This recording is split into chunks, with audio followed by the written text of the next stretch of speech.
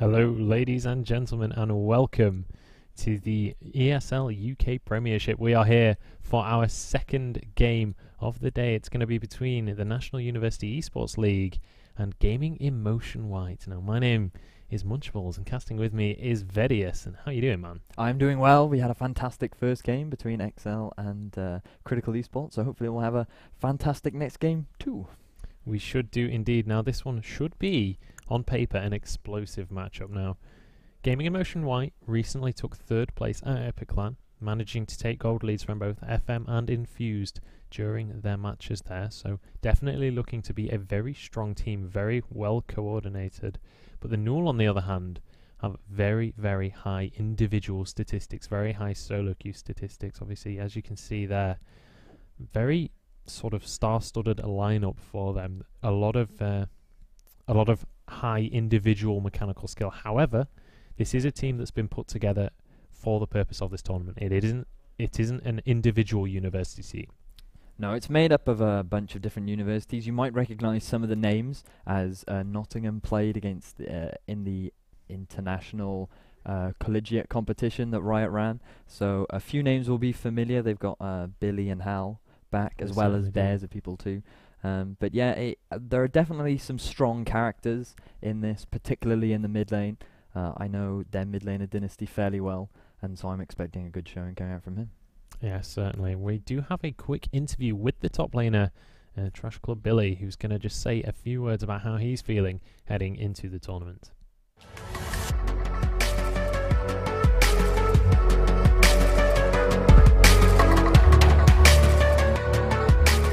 My name's Trash Club Billy. I'm the top laner for Nottingham Bears, the NUEL team, but in the UK promotion tournament I'll be playing for the NUEL Super Team, as they call it.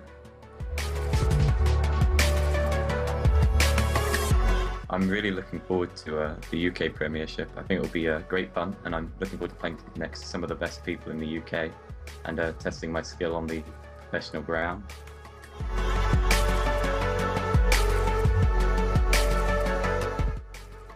I'm not sure if we have anything particularly incredible up our sleeves. We'll be playing mainly standard things, but I have been practicing the Smite TP Swain top, so hopefully I'll be able to bring that out in a couple of games and show people why Ringblade should be nerfed.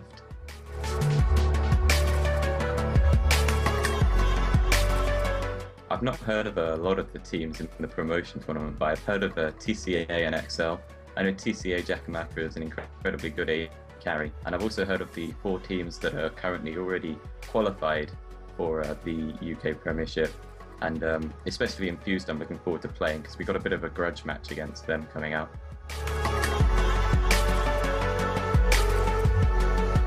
I'm pretty confident we're at least going to achieve some pretty good games and do well in the promotion tournament. Even if we don't make it, I hope we have a lot of fun, and I'm really looking forward to playing with the rest of my team, because I know them all from the NUEL, but we haven't really had much time to play together. But hopefully we'll pick up the practice and be a really good running for the spot in the UK Premiership.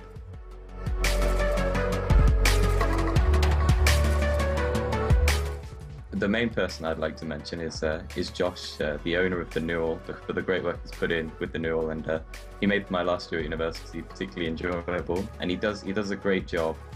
He makes it really great fun for everyone involved. And I'd like to thank him for all the opportunities he's given me, and I'm doing this for Josh.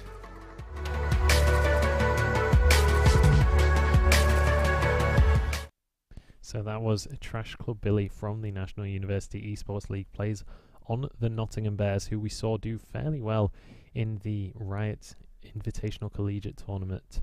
But on the other side of the map today, on the red side, we're going to have Gaming Emotion White. Now we're going to have a little pop-up for you guys with all of their information. Obviously you can find them on all of those various social medias, and make sure you follow them. Very active on Twitter actually as well, so worth a follow. But we do have a short interview as well with the top laner. So both top laners going to be going for interviews for this one. It's going to be Gaming Emotion White's Chin had a few words to say heading into the tournament as well.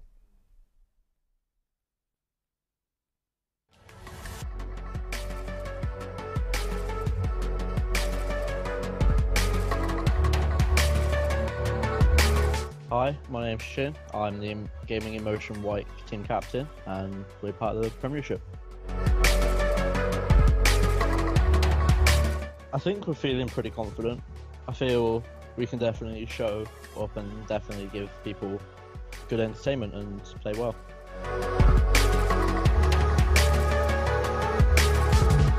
I wouldn't say we need to pull anything out of our sleeves in terms of like secret picks and everything like that, but I feel as though we can play confidently and still win. We have the general like tactics and everything sorted, so we should be fine to come top 4, definitely.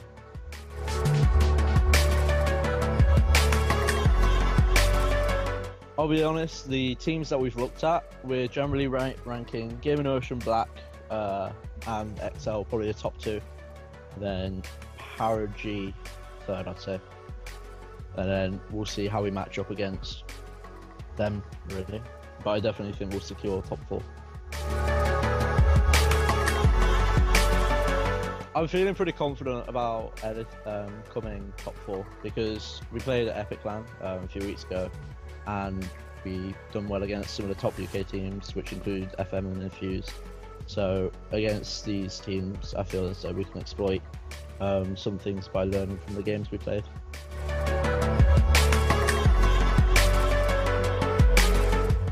Hi, Mom. No, I know like people have been supporting us already and watching streams and everything. Just keep it up, really. Like, it's great having support from people from the scene. That's the truth. It's just nice having people support us. It feels great.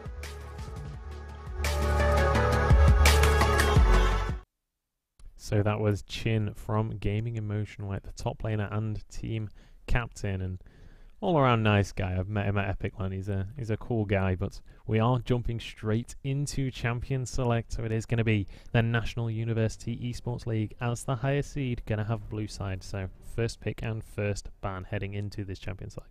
Yeah, we can already see a least ban coming straight, same from XL from the last game. Clearly these two teams and don't want to play XL. We have already discussed how strong it is on the current patch with the changes to her Spiderlings.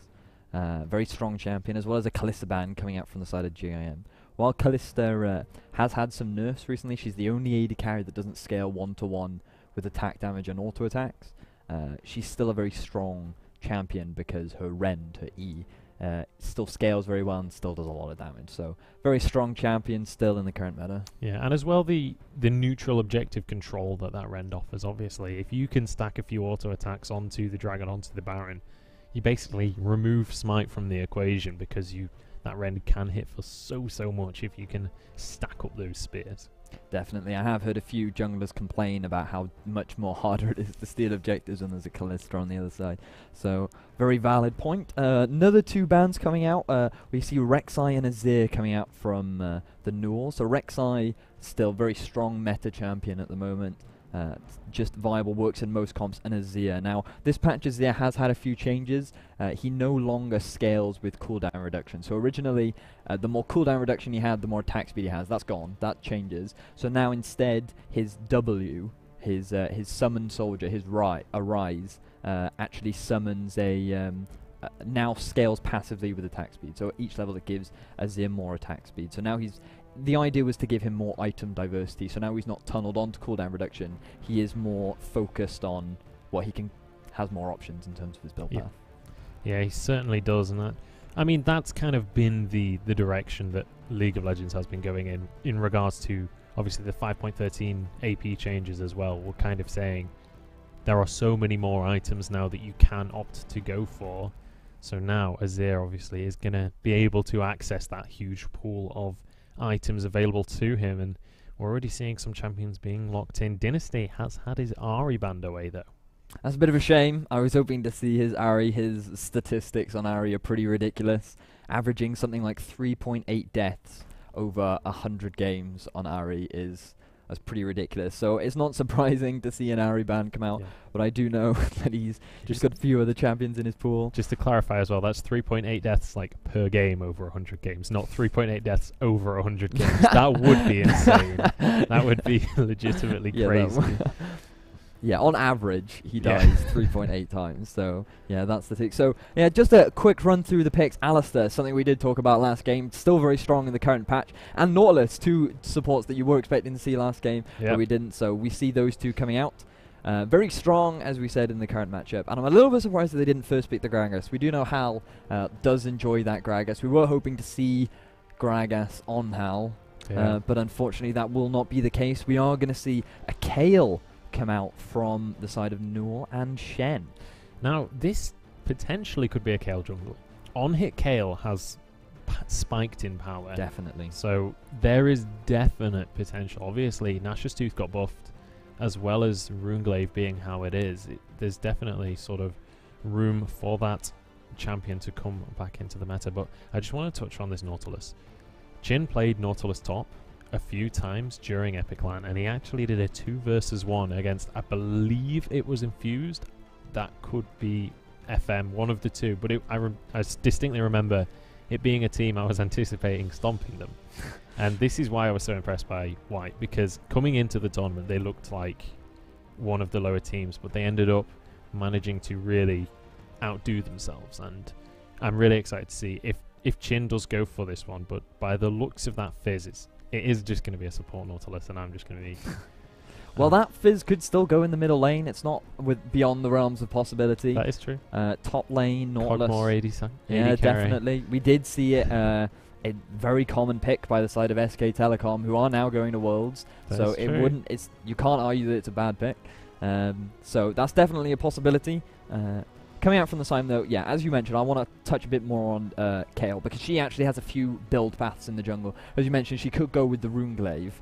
However, Devourer is also another very strong jungle item on the side of Kayle, purely because it basically gives you magic damage on hit, which is exactly what Kayle is designed for.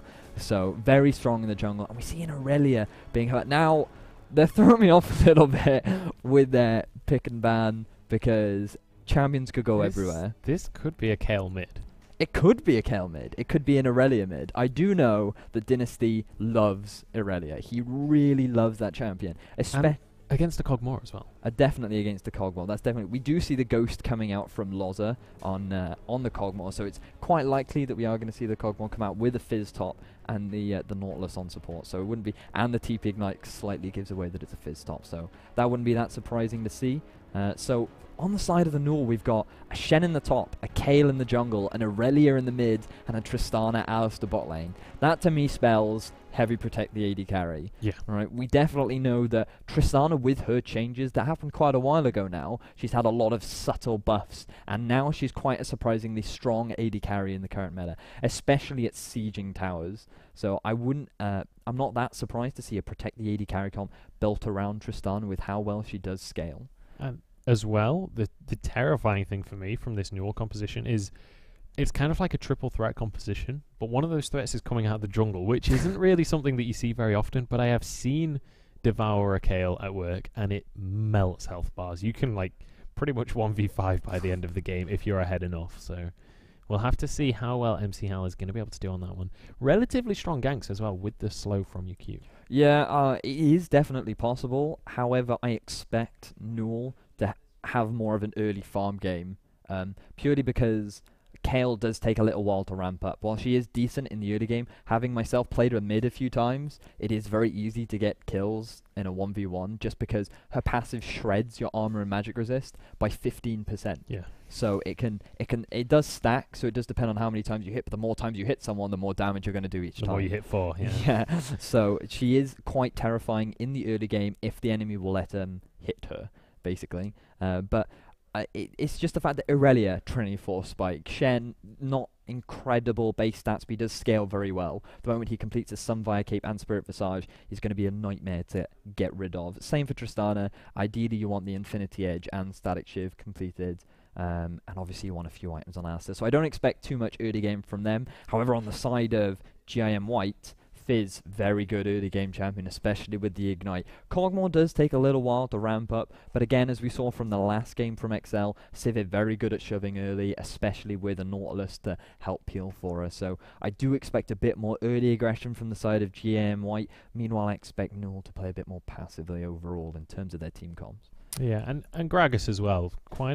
You can choose to play that very aggressively early on if you have the support from your team. Obviously, Gragas, not that massive in the damage department. However, if you have the support from your team, if you have that follow-up, the knock-up from his body slam is just so powerful. And I mean, I could definitely see Enza heading up towards this top lane and trying to shut down Trash Club Billy, trying to get Chin fed on that fizz. I mean, my experience of watching this team is Chin is sort of the anchor of the team. He's the guy that calls the shots. He's the guy that quite often carries the game. However, Trash Club Billy is a very, very good top laner, one of the best in the NUEL, certainly.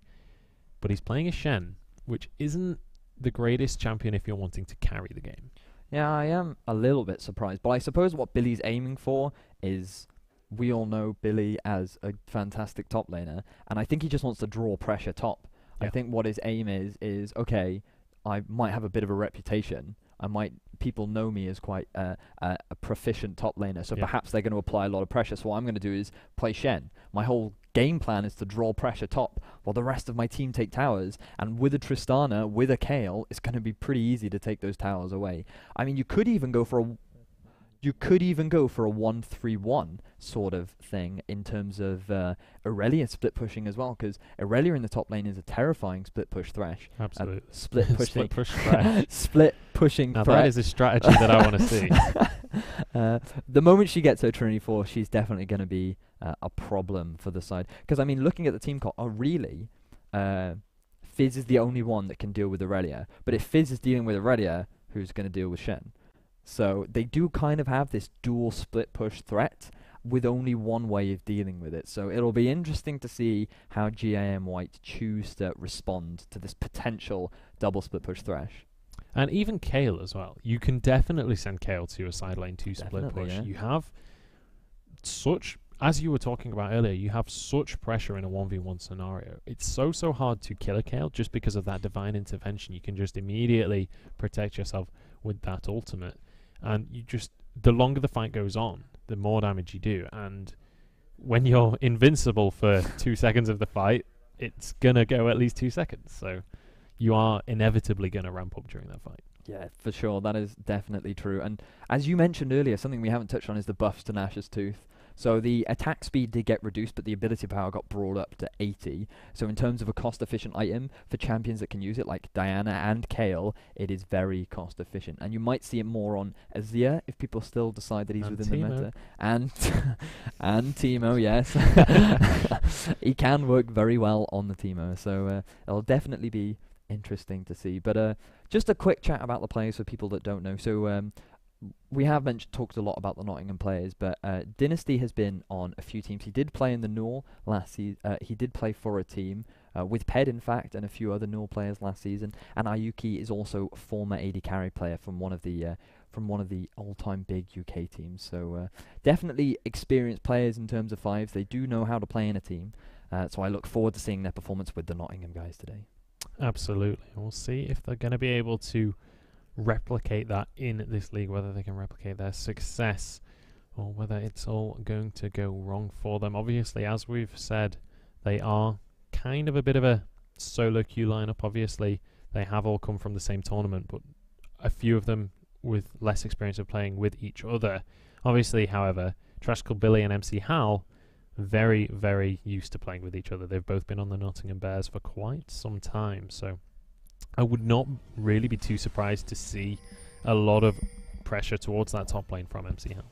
No, not at all. So we are jumping onto the Rift. It does look like that we're going to go for fairly passive starts. Most of the team is just looking to go towards the respective entrances to the jungle, seeing if there are any early invades coming out, but it doesn't seem that way. Nobody actually using the early trinkets, and that's not that uncommon. Generally, they'll save it to the 1 minute mark because the trinkets have a 1 minute duration, so it wouldn't be that surprising to hold them for a little while. Yeah, absolutely. Obviously, you want to get the best efficiency out of that trinket ward as you can. MC Hal just going to be spamming some blue light at Loza. I didn't even know that emote existed, but there you go. It's just going to be spotted out by that ward, but he is not too concerned. And again, this is something that we see almost every game at the minute, is just level 1 spread out across the river. You don't want to go for anything too crazy. Both teams just playing it safe and going with the standard. Yeah, with these games being only best of ones, I suppose they don't want to take the risk of an early level 1 going horribly wrong. They want to just have a nice early game, transition into the mid game, and try and make plays at a point where they're not going to put themselves at a massive risk. So, meanwhile, you're going to see the stand Gromp and Krug start from both bottom lanes, rushing for that early level 2. This will heavily depend on who can get their level 2 first, because it is very common, and I mean very common, for Alistairs to just rush the level 2, flash, pulverize, walk a little bit ahead, and then knock them back into the enemy AD carry, force a few summoners at level 2, puts them at very early risk of early jungle pressure. So we'll see how both bot lanes choose to play the early level 2 rush. Yeah, interestingly as well, we see MC Hal starting off up in that top lane, Billy giving him the bit of a boost. So both bot lanes going to be starting with their Krugs and Gromps, and just a very, very standard start to begin with.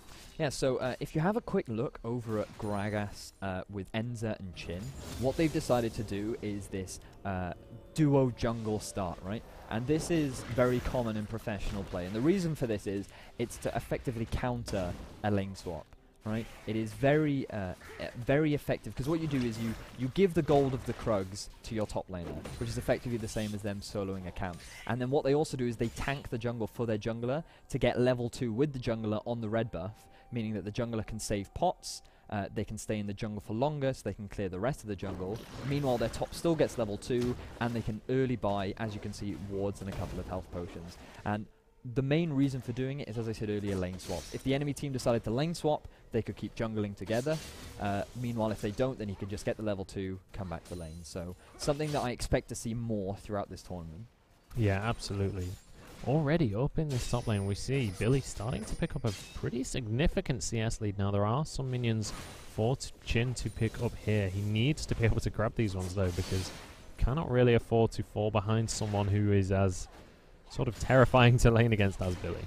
Yeah, with the Shen, though, I imagine he's not going to apply that much early pressure, especially against Chin, but he is doing a good job of shoving it under the tower, preventing Chin from getting off that pressure because of all of the minions that are in his way. So good decision making there by Billy, and overall very nice play. Yeah, definitely doing a good job on that Shen up in the top lane. Take a quick peek down bottom, just very standard start. Interestingly, Peanut falling behind in CS so far. Now, typically you tend to see the Sivir lane being the one pushing the enemy under the tower.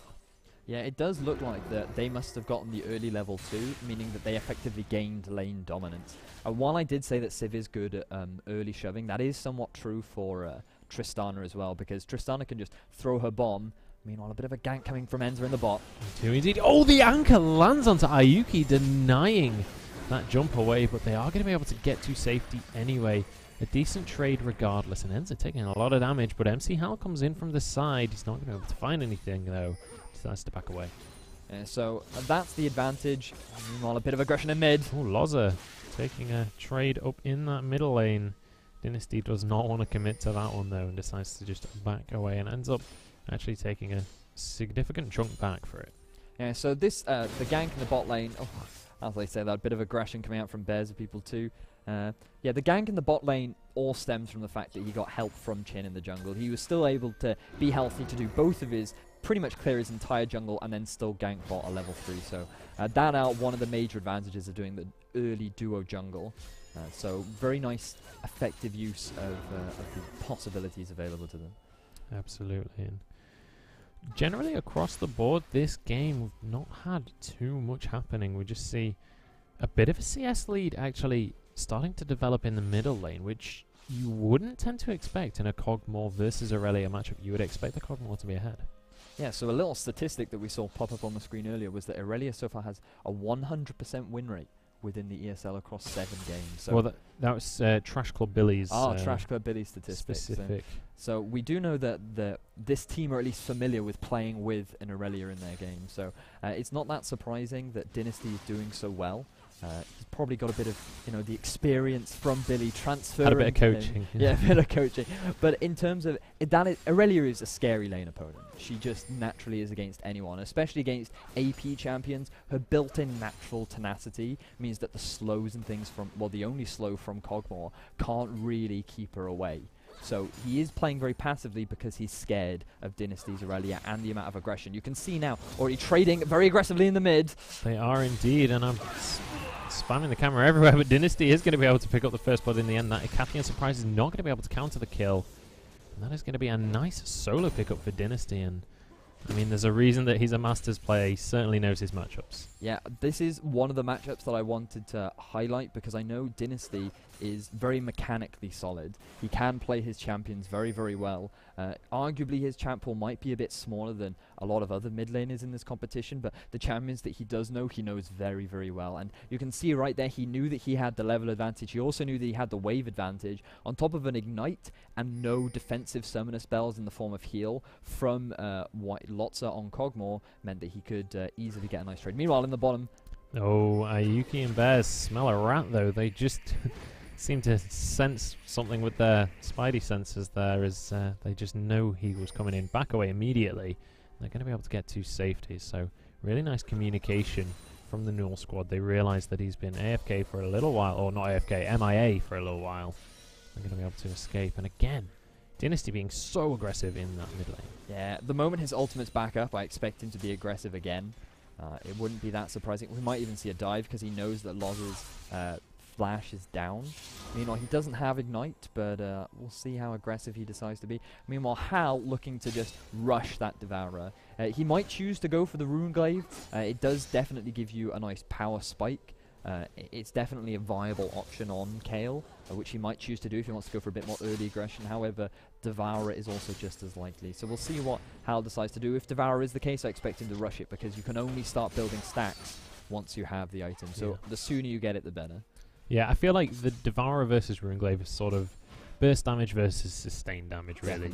The Devourer, you're going to have that longevity, which generally speaking, a Kayle wants in a fight anyway, as we keep on harping on about this passive that reduces the armor and the MR, so the longer the fight goes on, the better it is for Kayle, and it's the same with the Devourer, so would not be too surprised to see that one coming out on that Kayle as Dynasty, just playing so aggressively, and it's so hard for Loza to get near this farm because the second he comes near, Dynasty will jump on him, and he's making sure that he doesn't use the Blade Surge without last hitting, so that it's always off cooldown. Yeah, it does look like he's going to shove the wave because he's going to go back.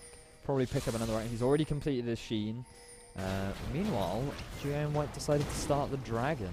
And it looks like it might just pay off for them. Absolutely no reaction coming out from the NUEL lineup. So despite their 1,500 gold lead so far, they are going to be down one Dragon. So really nice pickup there from Gaming in Motion. Just really taking advantage of the NUEL. The bottom lane had gone back to base, and they just immediately exploit that. Yeah, exactly that. They recognize that the bot lane wasn't there. They just come back from a base. So they've obviously got items already, and they can quickly take that Drake away. Obviously, NUEL will know that that's gone, as the Drake timers are now universal. But that mid lane's still 30 CS difference already. Just coming up to 10 minutes is going to be really detrimental to that Cogmore. While obviously he does scale very well into the late game, at the moment he's just being denied so hard. And with the item significant difference between the two, with only a tier, which effectively provides no combat stats for Loza on that Cogmore, you've got the completed now Sheen and Phage from the side of Dynasty, so that's going to be a scary lane to watch. Meanwhile, in the mid, Dynasty going aggressive at exactly the wrong moment as three members of Gaming and White are here. The flash knockup is going to land, but Enzo already so low. He may well be going down here as Dynasty picks up his second kill of the game, and now Pez gets the dredge line onto the tower, and he's going to be able to pull himself to safety. Very convenient that Hal happened to be nearby. He could see 3 coming up, so Dynasty immediately ran to him while the shot doesn't land. Does miss from the side of Chin. So, stun lands again on the mid. Look at Loza just taking a chunk of true damage, and that red buff as well. Gonna tick down onto him, and in the meantime the support is in that middle lane. So we see Bears going very aggressive onto Peanut. He's going to be able to land that knock up. No, the flash comes through, and actually the teleport going to be used here from Chin. They're looking to pick something up off the back of this one. On the hunt is used, but Stand United's going to be there as well. Billy gets the flash taunt onto the AD carrier of Gaming in Motion, who goes down. Ayuki picking up his first kill of the game. Yeah, really nice reactions there. Bit of a communication error, I feel, because Ayuki was running away as the Shen ult was coming in. So maybe a bit of a communication. Either way, they managed to make it work. Few summoners were burnt, but they do pick up a kill onto Peanut, which is going to give Ayuki a nice advantage in that bottom lane.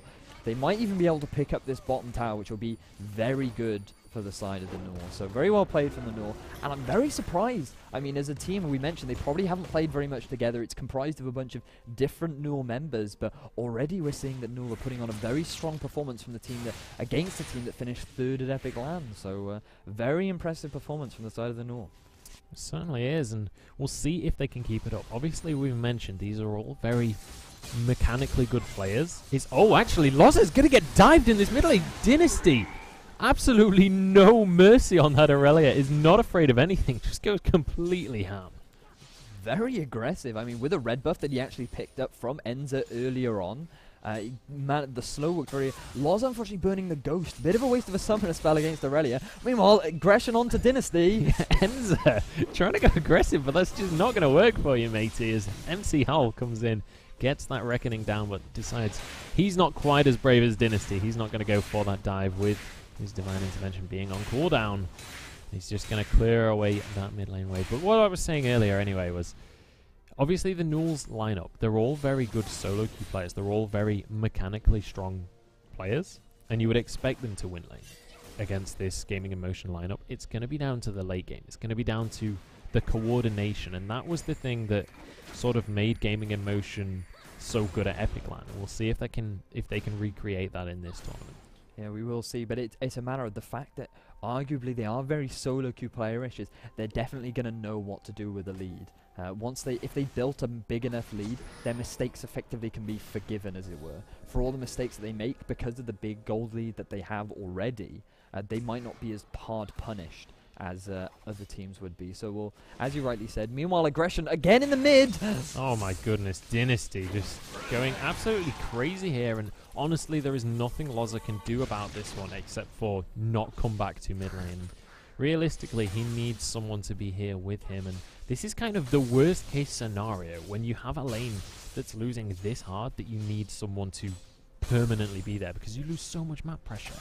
And while you might think, oh, they've got a full AD team, they don't, because MC Hal on the Kayle is going to be throwing out a ridiculous amount of magic damage, and as we've already talked about, her passive gives magic and armor shred, which means that even if they stack that armor, stack that magic resist, that Kayle's just going to shred through it, and on top of the true damage from Aurelia is just going to be a nuisance. Meanwhile, we can see Dynasty has vision of Enza doing the red buff.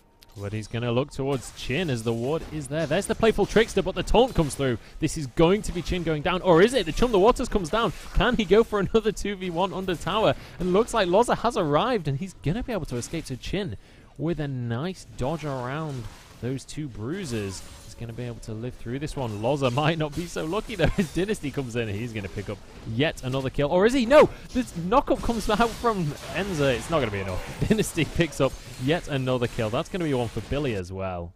And it is starting to fall apart from Gaming in Motion here. Yeah. Dynasty. This is all the Dynasty show at the moment. He is being an absolute terror on that Aurelia. He takes the advantage in the mid lane and decides, right, I've got a decent lead in mid. I think I'll go and spread that lead throughout the match. Share the wealth. Yeah, share the wealth.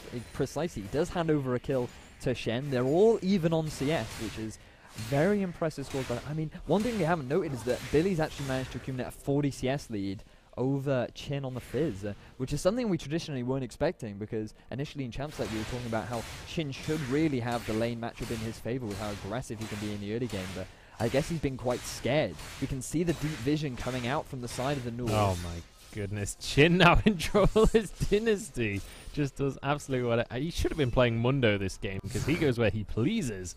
Not quite going to be able to finish that kill off though. He's going to have to back away and just take these 40 CS that seem to have appeared in the mid lane. Yeah, more aggression coming out from Dynasty. I don't know how they can deal with him at this point. Originally I said that Chin would be the only one that can deal with him, but with a 2-level advantage on him, don't know if anyone's going to be able to deal with Dynasty at this point. No, it certainly feels like it's going to be a challenge. They need to try and catch him out, but that is going to be the second dragon of the game. Taken down now, the first one that the NUEL have managed to acquire themselves, but realistically, with Dynasty on the map, how can Gaming Emotion even consider contesting that? That's definitely true. And another thing to note is that MC Hal has decided to go for the Devourer enchantment on his jungle item. 21 stacks on that one. Yeah, So 21 stacks. That was the thing I was going to mention. So you gain different stacks depending on what you kill. You gain 2 stacks. You gain 1 stack for ordinary camps and kills and assists. You gain 2 stacks for taking the Scuttle Crab, and you gain 5 stacks for taking the Drake. So if you are a Devourer, it's very good to get contest for those Drakes. And so he's got nice 5 stacks. Meanwhile, again in the mid! Yep, Chin going to be able to try and take this one on. Not for very long, he's not. As he goes down, Dynasty picking up a kill. So close. One more tower shot would have finished him off. If Chin could have just lasted a tiny bit longer, maybe could have got the counter kill. But that is 6-0-1 on that Aurelia right now. And honestly, I don't really know what else to say. Dynasty doing work for his team. Yeah, definitely. You can see that they've even tried to lane swap. They've said, okay, you're having a really harsh time in the lane, why don't you go top against Shen? But that doesn't seem to be doing many favors either. If anything, that's giving Shen a nice free lane to farm in. With the early Spirit Visage that he's decided to rush, he's got plenty of magic resist, he's got plenty of sustain with his Vorpal Blades, and it's just snowballing out of control for GiM White. I guess they weren't expecting an Aurelia pick, and to be honest, neither were we really. I didn't realize that Aurelia was such a profound champion on Dynasty. I mean, I was aware that he enjoyed playing Aurelia. I just didn't realize he was so proficient on it in the middle lane. No, and I mean, Aurelia in the mid lane is something that we've only recently seen, even in the professional scene. In the mid lane, Dynasty just being so aggressive. But as I was saying, in the professional scene, we have seen a bit of Aurelia in the mid lane, and it's kind of a specific counter to playing these Kog'Maws, playing these Varus kind of picks. You want to sit back and play defensively, but you're not allowed to. And in the meantime, we see another member of Gaming Emotion. Dynasty again. Oh, we see Dynasty going underneath the he is just not afraid of towers. He doesn't have any armor whatsoever, but towers just don't seem to phase him. Has actually gone for a Hex Drinker as well, so it's even harder for Loza to be able to do anything. And up in this top lane in the meantime, Billy is in a bit of a 1v3 scenario. This may well be a tower going down. I don't think this is one he can contest. But they're trading this for a tier 2 on the bottom side of the map. Yeah, they are. And as I said earlier in Champ Select, with the Tristana, their siege is very good, especially with the Kayle as well. They're going to easily take this tower down, and it'll be 2 towers for 1, or 3 towers for 1 on the side of NUEL. It's the thing about towers for Dynasty, as you mentioned, he's not scared of them, but that's because of his level advantage. At this point, you shouldn't have level 13 at 18 minutes. You just shouldn't. And because of the ridiculous amount of kills that he's got, you can see he's just not afraid of anything or anyone. He's got 3 levels on the highest level of GiM. Meanwhile, aggression again onto Chin. Yeah, he was looking for someone in that jungle. Luckily for Enza, he was aware that Aurelia was about somewhere and played it carefully, and it's going to mean that Dynasty can't quite grab what he was looking for. However, in the mid lane, we do see a fight kicking off. MC Hal caught underneath the tower, has to flash and ultimate, but all kind of wasted there as Ayuki gets aggressed upon, and immediately you see Dynasty jumping on the backline, but everybody's going to retreat and try and deal with him. Loza taking so much damage, he goes down. Trash Club Billy picking up that kill as Enza has to flash out of the fight, and in the meantime, Chin doing what he can. He is going to be taken down in the end, though, and it's a 2-for-1 in favor of the NUEL squad, and they're going to be able to pick up their 4th tower in the last couple of minutes as Dynasty just dives underneath the tower. He is going to get taken down eventually. Peanut grabbing that 500 gold for himself, but this is looking pretty terrifying right now for GiM. 11,000 gold 11,000 gold lead already at the 20-minute mark. Pretty terrifying. Just let's have a quick look at how much gold Aurelia is currently sitting on. Currently sitting on 2,000 gold to spend, 9,000 gold in total. Just to illustrate, that's 4,000 more than the opponent of Kog'Maw. That's pretty crazy. Also, 2,000 more than anyone else on the team. Yeah. Like, that is a crazy statistic. Almost a full item ahead of half of her own team. So, Dynasty doing just crazy things this game, and realistically so far Dynasty looking to be pretty much the star player of this new lineup. Yeah, I did mention earlier on that he was the player to watch out for. I mean, his Ahri KDA is pretty ridiculous, and if he plays like this on Aurelia, imagine how he plays on Ahri. An incredibly mobile champion, can be just as aggressive in the early to mid game. I mean, incredible player, very impressive performance from the side. And it looks like he's decided to just go full damage. Not your traditional Aurelia build, and it looks like he's going to go for a Ghost Blade, Yomu's Ghost Blade. So more attack speed, more armor penetration, more attack damage. Rotating round to the top lane, pick up another tower for the side of the NUEL. And Shin immediately sees him and just runs. And too right. Like, there's nothing that Shin can do about that one. Just has to concede their tower, as we see Billy and Dynasty both pushing this one down. Absolutely nothing that poor little fish can do about that one. And in the meantime, so much pressure coming out from Ayuki and Bears of People 2 in this bottom lane. It's... I mean, what can Gaming in Motion do? What is the win scenario right now for Gaming in Motion? Best as Dynasty DCs. That would be their most optimal, obviously, but in terms of likely possibilities that they can do, stall, I guess. Stall is their best option, because on the side, their siege isn't great.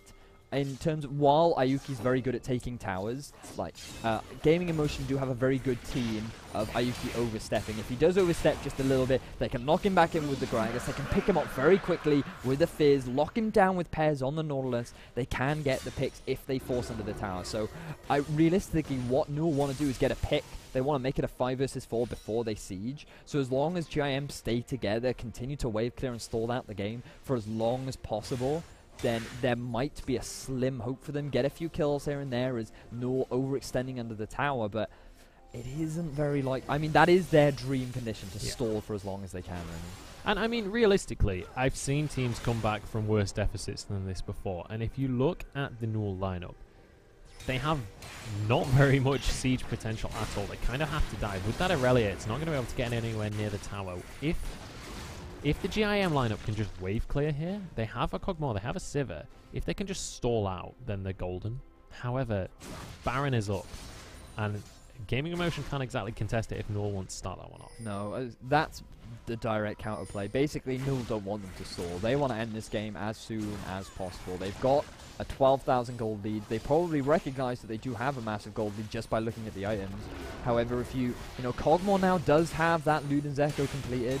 He can apply poke, and they don't have that much sustain on the side of the NUEL. However, they do have the type of lead where maybe they'll go for a flash initiate from Billy with the KL on top of it, especially with the follow-up from Bears of People 2 on the Alistair. It's not beyond the realms of possibility, but we'll see. Baron would be their best bet to get vision in the top half of the jungle, which you can see they've got a ridiculous amount of vision in that top half of the jungle, and they're already pinging towards the Baron. They certainly are, and they're heading over there right now, and as we've said, I don't really feel like this is an objective that is contestable. And I mean, there's not even any vision in this side of the jungle, never mind in the Baron pit. There's just no way. And every single bush on the way to this Baron is a face check right now for the side of Gaming in Motion. I mean, so scared. And rightly so. Rightly so. They can't afford to get caught by Dynasty on that Aurelia. And realistically, Dynasty could have even just waited on his own and tried to get a pick if somebody came for a face check. But decides to stay with the team. They are going to pick up that Baron essentially for free there. They're going to extend the gold lead to 15,000. I can't count. Counting is hard. Math is hard, especially on Saturday. I was going to say 10.5 because I was thinking it's like, yeah, oh dear. Still, 3 p.m. is far too early for me, but we are going to see that gold lead starting to get kind of crazy at this point in the game. Now with Shen, I expect them to split push. That would be their best. They don't want a group. While I say that they're wave clear, they can stall out, they can't anymore. Baron counters out that wave clear. He is effectively the counter to Ziggs, who has arguably some of the best wave clear in the game, and while Kog'Maw's wave clear is very good against the Baron, it's still not fantastic. So I expect to see this 1-4 split push coming out from Shen. He'll split push in the bottom lane. He's so tanky now that I don't even think Shen can 1v1 him, especially followed up by Baron-empowered minions. But they're grouping up with Billy. I feel like that's not the most efficient use of the Baron.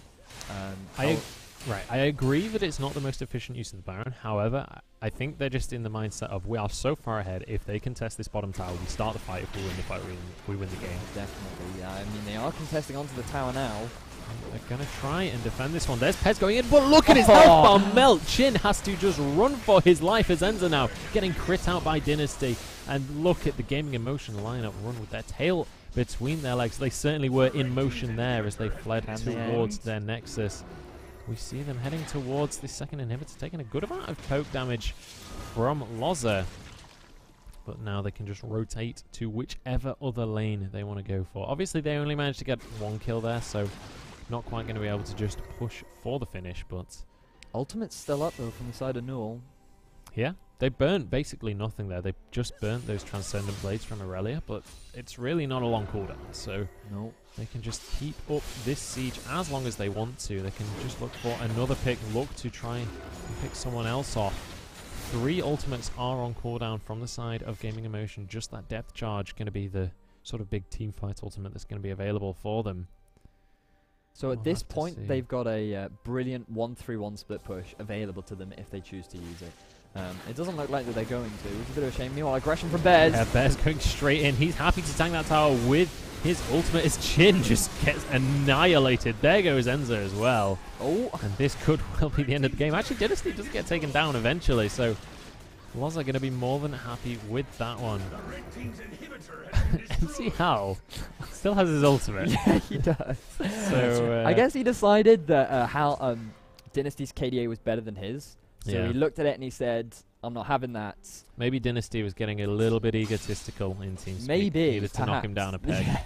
He needed to say, oh, you're with Nottingham. Let's calm down a bit, Sonny. Yeah. So he's asserting dominance to his own team for the next NUEL season.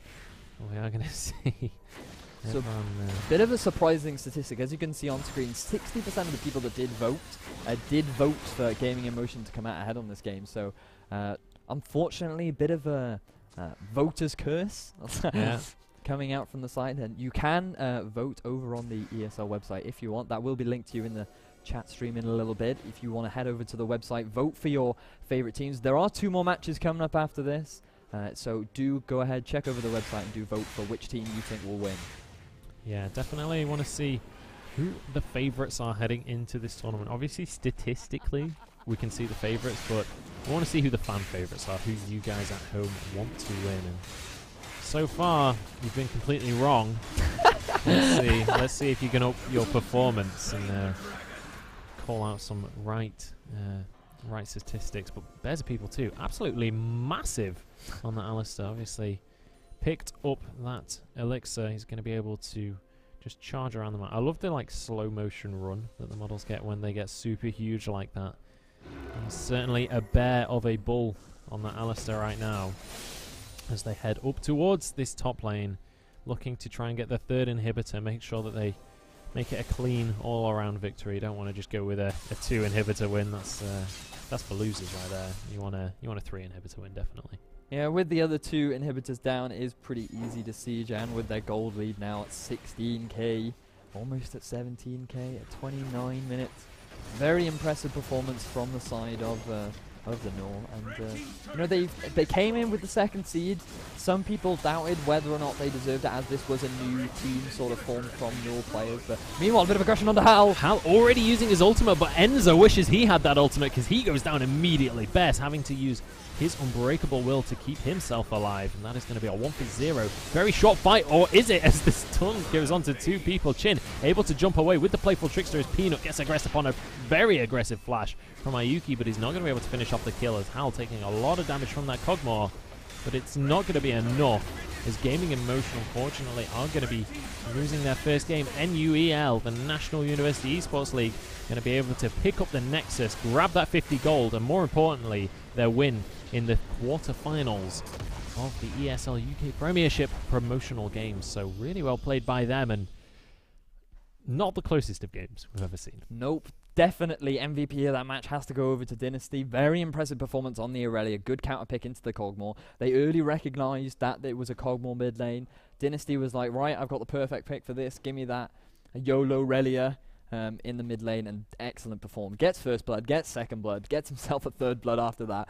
Extremely dominant performance over from him. I expect that he's not going to get that again. Yeah, and I just want to point out, on the damage chart, he did 23,000 damage that game. The next one, is 16,500. That is a he was over like 7,000 damage ahead of the, or just under, in fact, 7,000 damage ahead of the next person. So crazy game on that Aurelia. Really well played by him. We are going to be heading into a short break though before our next game of the day will be popping up on the overlay for you guys, so do not go anywhere.